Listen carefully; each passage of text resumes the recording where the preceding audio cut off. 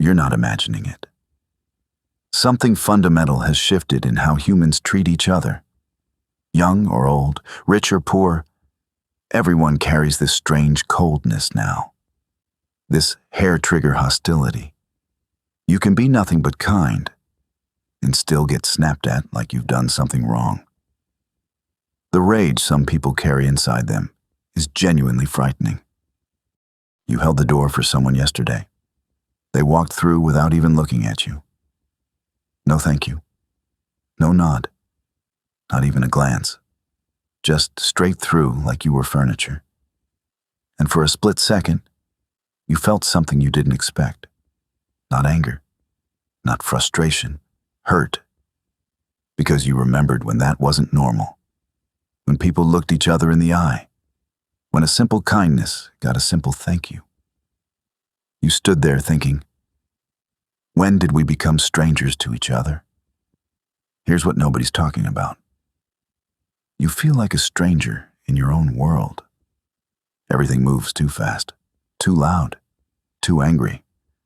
And somewhere along the way, we became a joyless society. The moment everything changed, close your eyes for a second. Picture a grocery store in 2019. People browsing, chatting in the aisles. A woman asks where the pasta sauce is, and 3 people stop to help. A kid drops his toy, and a stranger picks it up with a smile. The checkout lady knows half the customers by name. Now picture that same store today. Everyone stares at their phones, earbuds in, eyes down. Someone's cart blocks the aisle, and when you say, "Excuse me," they glare at you like you just insulted their mother. The kid drops his toy. People step over it. The checkout person doesn't even make eye contact when they take your money. What happened between then and now? COVID. 2020 didn't just bring a virus. It brought fear that never left. They told us to be scared of each other. Your mother became a threat. Your best friend became suspicious. That hug you used to give without thinking? Now it was a debate. A negotiation, a potential argument. Christmas 2020. You wanted to see your daughter. She said no. Not because she didn't love you. Because she was scared, or you were scared. Or someone told her you should both be scared.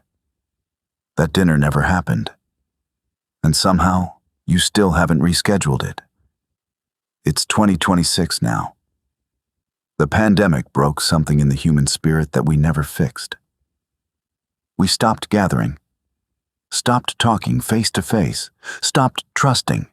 Your daughter won't visit because of something political you said. Your sister hasn't called in 2 years. Your grandkids are growing up without you.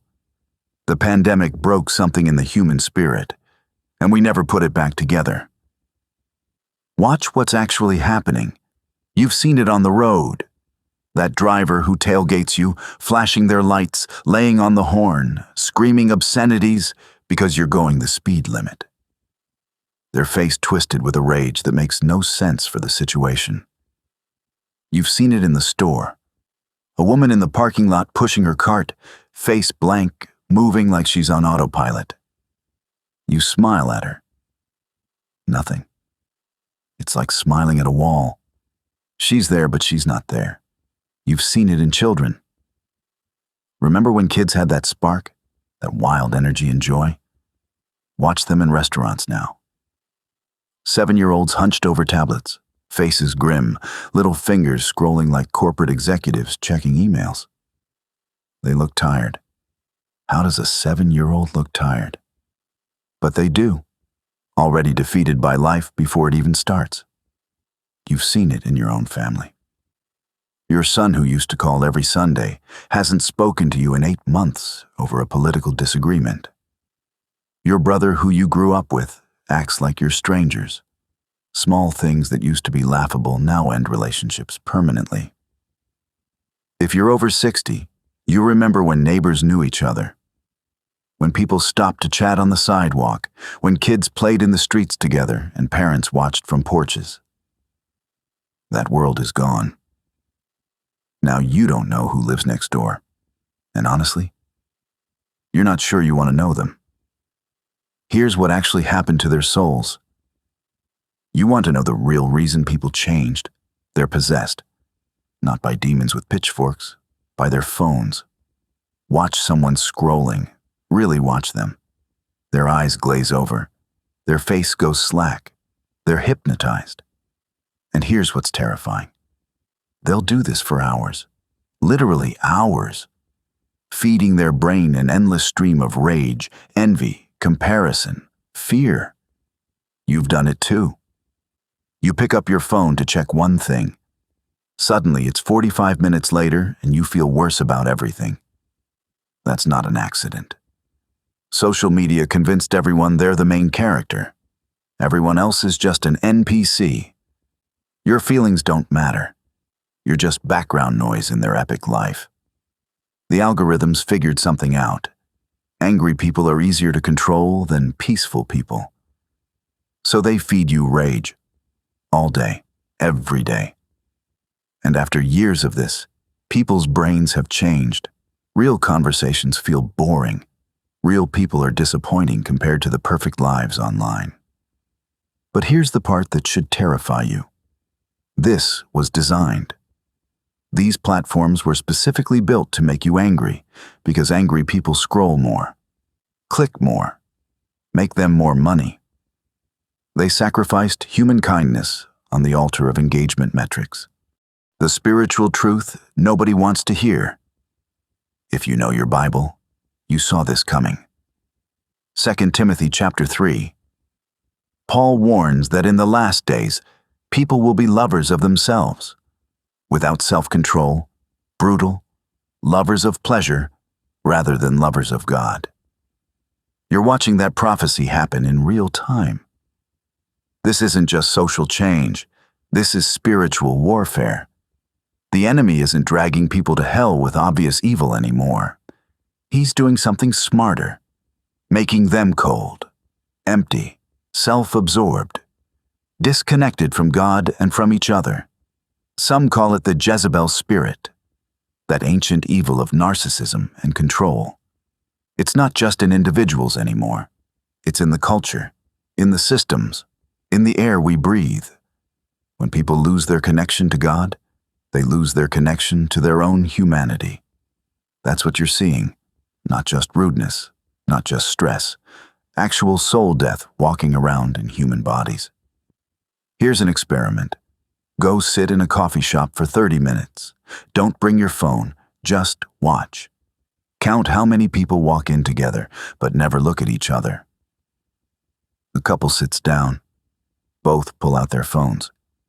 They sit there for 20 minutes, 3 feet apart, not speaking, not fighting, just absent from each other. Watch the barista try to be friendly. How's your day going? Most people won't even hear the question. They'll mumble their order without making eye contact. Card already out, tap and leave. Here's the one that will break your heart. Watch the elderly man who comes in alone. See how he tries to catch someone's eye? How he lingers by the cream and sugar station, hoping someone might say good morning? Nobody does. Everyone's looking down. You'll see it. People have become afraid of each other. Not in an obvious way. Not in a runaway screaming way. But in a subtle, soul-crushing way, where human connection feels dangerous instead of natural. That's not normal. That's not how we're supposed to be. You know what's really happening? You're staying home more, shopping online to avoid the grocery store. You stopped going to church because people there got mean too. You let friendships fade because everyone is too busy. You feel safer at home, more peaceful. But here's the devastating truth. When you hide, you're helping them win. Every kind person who withdraws makes the world darker. The mean people don't hide. They're out there, spreading their coldness. And without you there to balance it, they're all that's left. What you can do when the world goes dark. Here's your mission. Tomorrow morning, you're going to be a disruptor. Not with anger, not with force, with something so radical in 2026 that it'll shock people. Genuine human warmth. Smile at 3 people. Real smiles.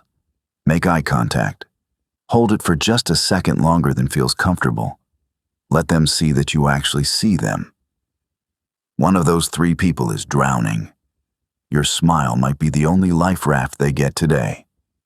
Thank the cashier and mean it. Hold the door. Let someone merge in traffic. Say good morning to your neighbor. Do it anyway, even when they don't return it. Especially when they don't return it. Because you're not doing this for them, you're doing this for you. You're refusing to let this cold world make you cold too. If you're a believer, you know your strength comes from Jesus. This is your calling now. You're not here to hide from the darkness. You're here to be a light in it. Prayer, scripture, community with other believers who haven't gone cold. These aren't optional anymore. They're survival tools. And here's what you need to understand. Your small acts create ripples you'll never see. That smile you gave? She was planning to quit today, and your kindness reminded her that good people still exist. That door you held? He was thinking nobody cared anymore, and you proved him wrong. That thank you to the tired worker? She went home and was kind to her kids because someone was kind to her first. You're not alone in this. If you've been feeling like something is off, trust that feeling. The world did change, people did change, and it's not your fault. But you can control you. So here's what I'm asking. Tomorrow morning, be the weirdo who smiles. Be the crazy person who says good morning. Be the fool who still believes people are worth loving. Because here's the truth they don't want you to know. It only takes one light to break the darkness. Not 100. Not 1,000. One. You could be that light for someone tomorrow. And they could be that light for someone else the next day. And slowly, quietly, person by person, we take our humanity back. Not because it's easy. Not because people deserve it. Not because you'll get thanked. But because if people like you don't do it, who will? You're not alone in seeing what's happening. And you're not alone in choosing to fight it with nothing but kindness. Be the light they said would go out. Prove them wrong.